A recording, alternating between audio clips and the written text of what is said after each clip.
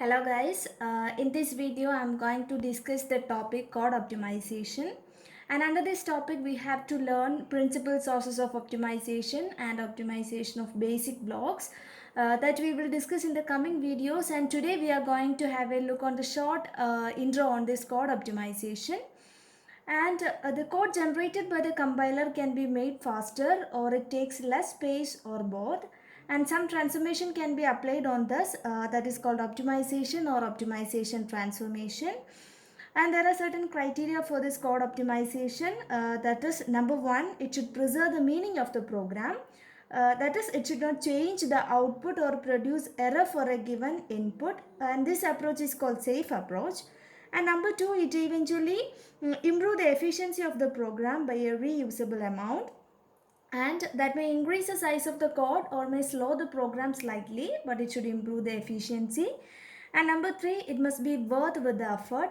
That is, the effort put on the optimization must be worthy when compared with the improvement. And this optimization can be basically applied in three places, that is, number one, source code, number two, intermediate code, and number three, target code. And now there are basically two types of optimization, that is, number one, machine dependent optimization, that is, it will run only in particular machines.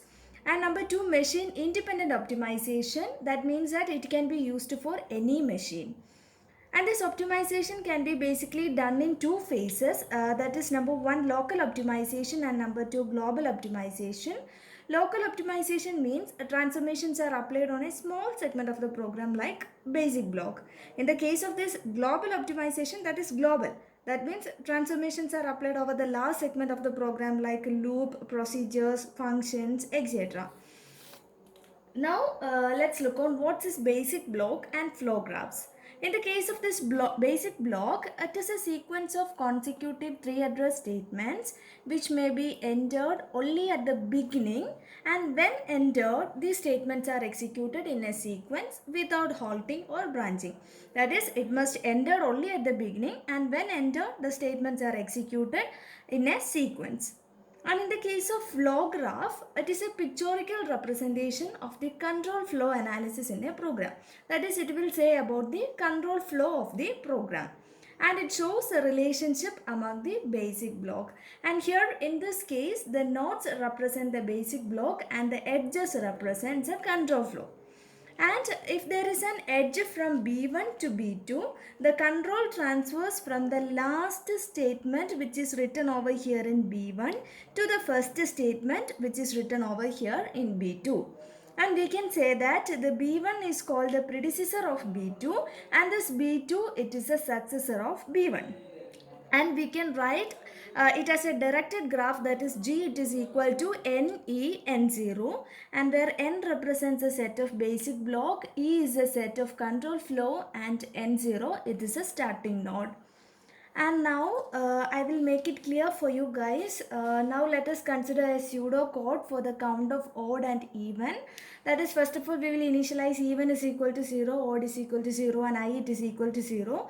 And for I is equal to 0 to n, we will check if the modulus of a of I is equal to 0, then we will increment the count of even, otherwise we will increment the count of odd, and finally we will print the count of the even and odd numbers. And this is the pseudo code.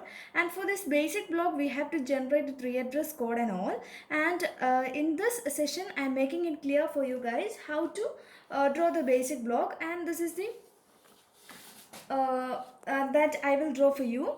And first of all, we have to initialize this even and odd, and I it is equal to 0 in a single block, that is, even it is equal to 0, odd it is equal to 0, and I it is equal to 0, and we can draw that is in a basic block B1. And then we have to write the modulus of this array A of I equal to 0. Then we have to go to another block, let it be B4. Okay, so we can write this as B2, and if it is if it is equal to 0, we have to go to B4 and let B4 be even plus plus, and the condition is if I less than or equal to n, and again we have to go to this block B2. So we can write go to B2. And here if it is not equal to 0, we have to increment odd, and there the condition if I less than or equal to n, then again this process has to be repeated. So we can go to B2 and let it be B4 and let it be B3, and after this we have to print the count, that is print odd or even count, and let it be B5, and this have to be repeated again and again. That is, we can draw like this, that has to be repeated. And you know that this all these statements indicate the basic blocks and the control flow that indicates a flow graph, and this is the basic idea of this flow graph and basic block. And in the coming videos we will go in detail on the principal sources of optimization and code optimization. So this is a short intro on this, and that's all for this video. Thank you.